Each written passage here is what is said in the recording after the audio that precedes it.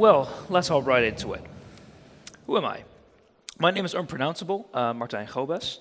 I've been in the Kaiserreich team a little bit less, a little bit shorter than the other guys. I've joined about 2 years ago. Since then, I've made a few small nations like Dahomey and Central America. But currently, I'm doing a lot of stuff behind the scenes, a lot of scripting, helping other devs accomplish their goals, just making people's lives a lot easier in general, so you don't have to write thousands and thousands and thousands of the same lines of code. I also do a bit of streaming. I did the preview streams, and I host the Q&A streams, which I organize with some of the other people we've had here. Personally, I am a student of molecular life sciences, which probably doesn't mean much, but it's just biochemistry, and I also stream a bit on the side. So my talk is going to be about updating Kaiserreich.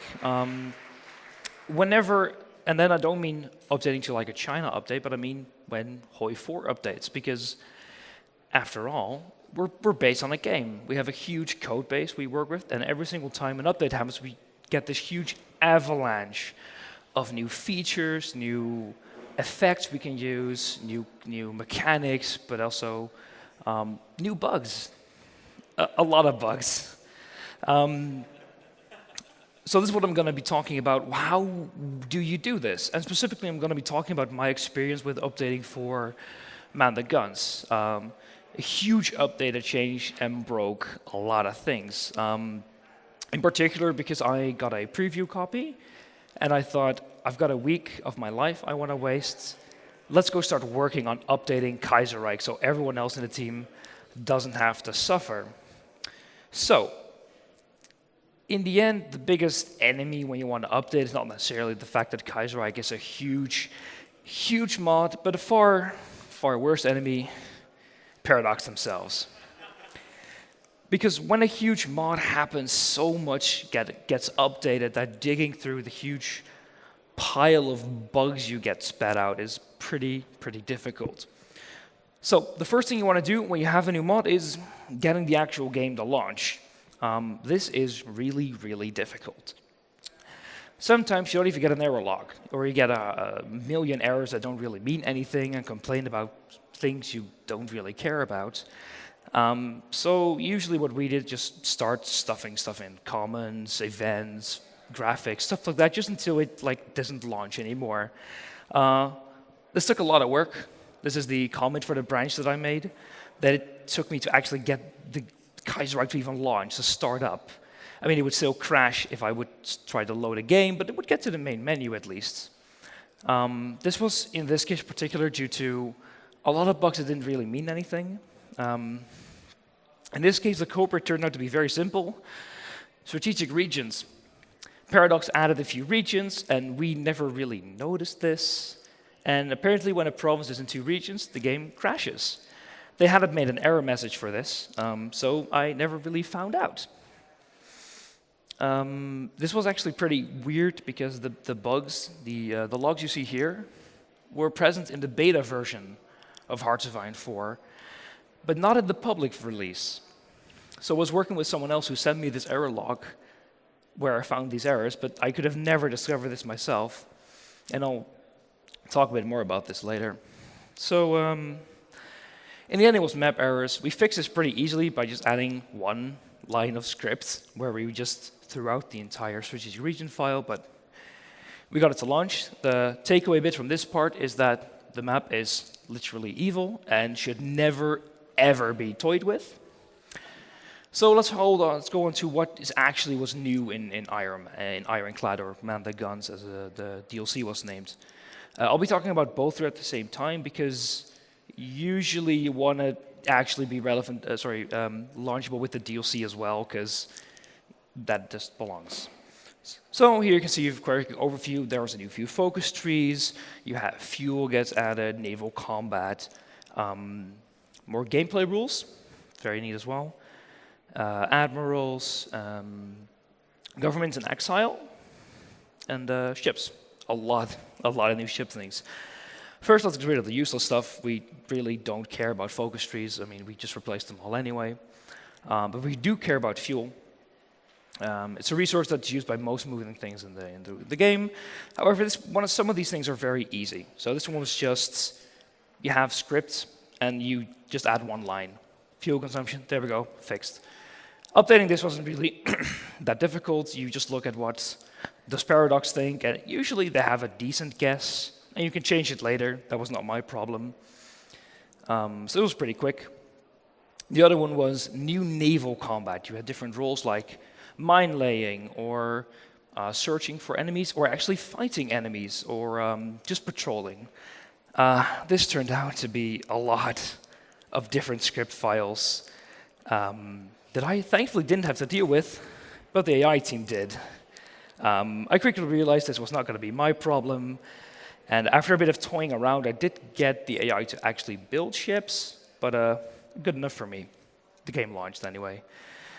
A new one was gameplay rules. So this is nothing that really broke, but it added a lot of things for us to do. This is one of those places where I realized that right now it's not going to mean much, but so many people can work with this. We've got an example here, how you would do this. Pretty simple script file, turns into in-game. I also found some stuff that Paradox put in that they never used. For example, ahead of time limitations, where you could never ever research ahead of time. So no more 1944 submarines in Bulgaria, for example, would be great for multiplayer. I actually talked to Dan Lind about this, and he said the AI just couldn't handle it, so they disabled it, which, fair enough. Other stuff was like, for example, width of divisions, which would be very interesting to work with. Like, everyone has to use 40 width. How would that work? You can't just spam 20 width or 10 width units to just zerg rush the enemy. Unfortunately, these also didn't really work that well, so they got disabled. Another one was the admiral traits. The stats levels. So I actually did some work earlier on this, where I fixed all the different levels for generals in Kaiserreich. We had some generals that were level 1, but had like 6 attack. Didn't really make much sense, so we fixed all of those. And adding that to a naval officer just turned out to be a very quick replace to get everyone at least up to a certain level, and people who work on the nation themselves can just figure it out and add everything. The next one, Democracies and Exile. This was mostly a lot of UI editing, surprisingly enough. The mechanic itself worked fine enough, just okay, everyone who is democratic can use this, okay, but getting these buttons to show up was surprisingly difficult. For the people who don't know, the UI script in Paradox games is very convoluted. But with a program called KDiff, you can just see what's new and copy that over. Because we have our own changed UI, so I couldn't just copy it over, because the buttons would be in the wrong places. The fact that I did this work for them was pretty helpful, so people can actually use the new features instead of having them be broken until someone actually bothers to fix them. So this was how that changed. On the left-hand side, you see the old UI. On the right-hand side, you see the new UI that I cobbled together and apparently is still in, surprisingly enough. I think it looks really good. But I think this is always changing, because people want to use more space, use less space. I mean, with the next patch from Kaiserreich and from HOI4, it's going to change even more, most likely. So, on to the big one. Ships can be designed. This was fun, because we had just released a naval update, which we could just throw in the garbage, basically. This was really unfortunate, because we had basically just done a huge naval rework, which we had to basically redo. A ton of new ship types. We have super heavy battleships been added, and another type that I just can't remember. We had to redo this. The reason for this is that they added a whole system where you would add modules. You start with the hull, which is basically the basic, and then you add on guns, you add an engine, you add armor, anti-air, tons of stuff you can customize, which is really cool, but hell for modders, basically. Not if you just use the vanilla system, then it's easy, but for us it was difficult, because we had all this new design. It was really cool, more ships, is awesome. But who's going to actually implement this? It's a lot of work. After a whole bunch of work, we got something cobbled together. This project is so big that they're still working on it to this moment, just trying to get everything up to date, trying to make every single nation use this to customize it even more. Because the old system had very simple upgrades you could apply, like +1 attack, +10 attack, -1 discoverability. And that didn't work anymore. Why? Paradoxes decided to change it. And of course they knew, but we had to rebalance everything. We had new types of attack that we weren't sure how they worked. Everything had to be figured out because while Paradox do say a lot in their dev diaries, they say far from everything, and this could be pretty difficult to figure out. Another fun thing is bugs that no one told us about. Things that don't crash the game, but you notice later. I'll give you an example. I'll show you the ship list that Wales gets if Great Britain gets defeated by Germany. It's really, really creative. Yeah, they're all named the same. And that turned out to be this in-game. The first one gets a name, the rest just doesn't. Interesting to find out. In an earlier version, they actually didn't even appear, so there were nations with only one ship, which turned out isn't that great if you want to protect your waters. But what's the so? In the end, it's a 1 person a week, which isn't that much in the end, just to get it up and running. But there's always better ways to do this. One, for example, is just better logging across the board. Say, for example, settings. I want to see everything that's wrong. Every little thing that might be even a toe out of line, I want to be sent to me. So I can make code prettier, make it work a little bit faster, or find all these weird, pesky things like ships being named the same. That ship example was discovered by accident, by someone just playing around, instead of actually being told to us, hey, you've got 2 ships that are named the same. We'll do it for you for now, but please fix this. Another one was backwards-compatibility. Old systems don't have to break. You have the code.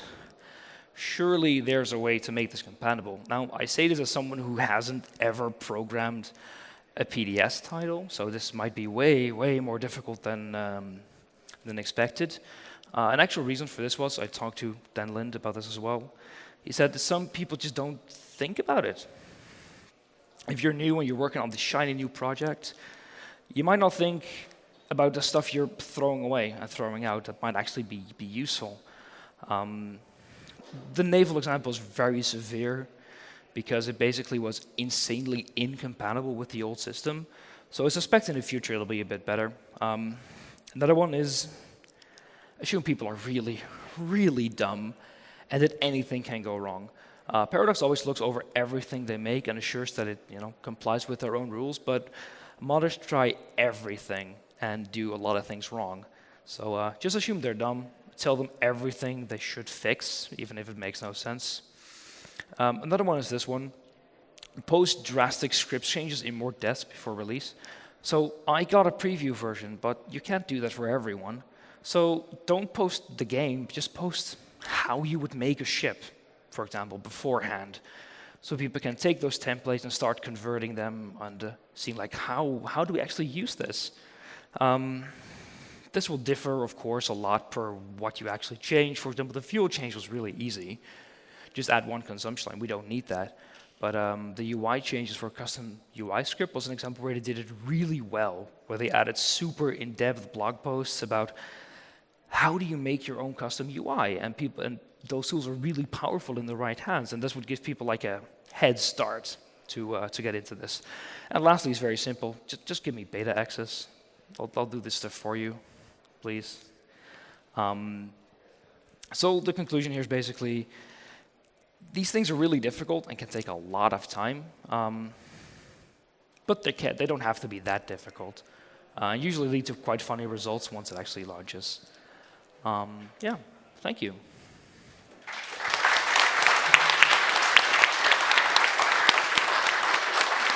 We're perfectly on time. Cool. We're perfectly on time. Look. Cool. Now we have a QA. Yeah, we're going to take some questions now. If you've got a question, just raise your hand and I'll come to you with a mic. And that's good. So go ahead. We've got about 10 minutes or so. Let's start over here. Let's do. Hi there. I'm a really big fan of Kaiserreich. Trevor from Vancouver. I actually helped develop a Kaiserreich. It's like a continuation of the world that you guys have made, and really enjoy it. One of the things that I've found has been a challenge in our development is that we have people who are really passionate about Kaiserreich, and they want to work on there, and then they're not working here. And because of that, they have a lot of ideas for nations across the globe, but nobody else can really get their hands on it or give any sort of ideas towards developing those countries because they're already ideas, or there's a rework happening, we can't touch it right now. So if you were in my shoes or head developer's shoes or whatever it would be, how would you find a way to address that? I know that you guys have like regional leads, and you look at the regions first before you look at the countries, so you get the interactions right. But yeah, I would love to hear you guys' thoughts. Thank you. Your best? Yeah, I mean, one benefit we have with, excuse me, with Kaiserreich is that we've been developing this mod, or many people have been developing this mod over, since 2005. So we kind of had that inherent, I guess, advantage versus things like Kulturkrieg and so forth.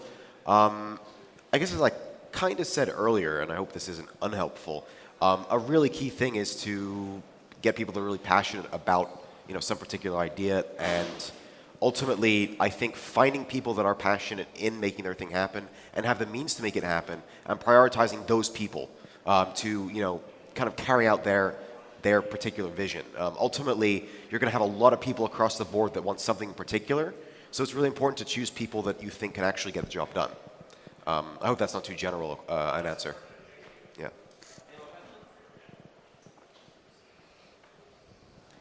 Any more questions? Okay. Hi there, I'm Ed. We spoke earlier.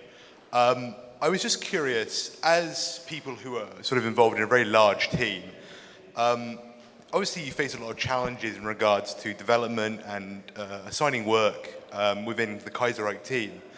I was sort of wondering how you might manage disputes or how you might overcome difficulties in communication, when working on large projects. I guess that's me again. So our main sort of means of communication is really our Discord server. And if we were to pull up an image of that thing, you would see that we've got a lot of channels. We have got an incredible number. We tend to assign sort of one to a rework. That we're also kind of steadily shifting as we complete reworks toward individual sort of region channels instead of rework channels. But also, as I kind of mentioned earlier, we have these documents that we use to sort of track progress.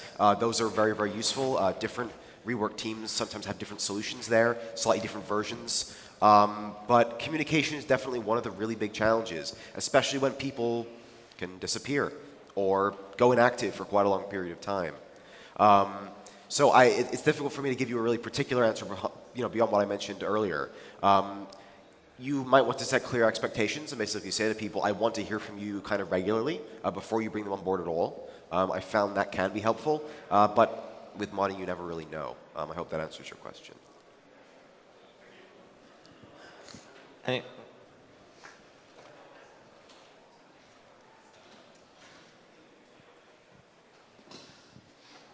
Hi, I was wondering whether you could talk briefly about your research process for your additional regional updates and how you integrate people from those regions, from the team or not, into that process. So sorry, people from history or people? Contributors. Yeah, so there's sort of two different ways that things can turn out with contributors that are actually from particular regions, I find. Either they are really, really excellent in that, they have that knowledge of the language and the sources and the history to be able to put together something really great, or they are extremely biased in their view of things. They have a political stake in what is being created. And it can be hard to determine which is which. So, there is that aspect to it. But research in general, a lot of it is driven by these kinds of people that are actually from that area or from that region or whatever it might be. So with China in particular, we're actually lucky enough to have, excuse me, the Chinese translation team which is basically a bunch of Chinese people that translate our mod into Chinese, but also provide us with sources that we might otherwise not have access to, which is really great. But we look at a whole variety of things: primary sources, secondary sources, textbooks. It depends a little bit on the individual. But like, for example, I went to the New York Public Library one time and looked through really old sort of microfilm from 1920s newspapers from China. Different people have different methods, but we go pretty much across the spectrum. Wikipedia often serves as a good starting point, but it's often best to look other places as well, because we definitely found a number of cases where the actual real sources, primary and secondary sources, don't actually match up to what somebody's written on Wikipedia. So, yeah, I hope that answers your question. Okay, we've got time for one more question.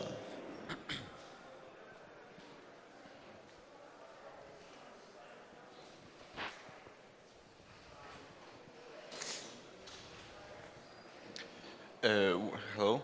What is your relationship with mods based on your mod, like Culture Creek? Somebody else want to answer? Because I've answered all of them so far. It's a bit of a weird one, especially Kaiserreich. I'd say like a year ago, it spawned a huge number of spin-offs. Führerreich, Kulturkrieg, dozens. I can't keep track. Usually we don't interact that much. Sometimes they come to us for lore changes, but a big issue there is that our lore changes. Like especially the China. Like if anyone would go off the China from like a year ago, it'll be completely different from like a year after. Especially Kulturkrieg, because it's a direct continuation of Kaiserreich. For the people who don't know, it's a mod set in the Cold War era.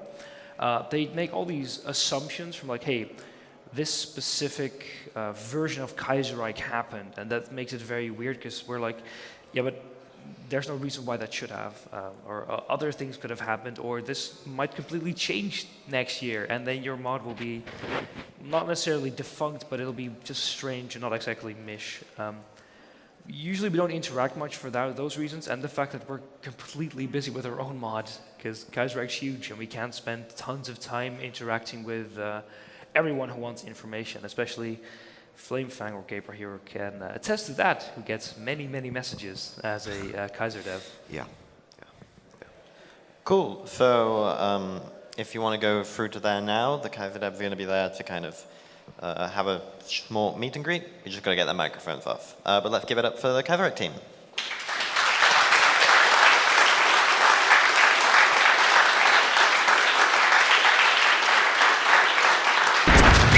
Pass the ammunition. Follow, like, subscribe, or dash over to our Alt History webshop.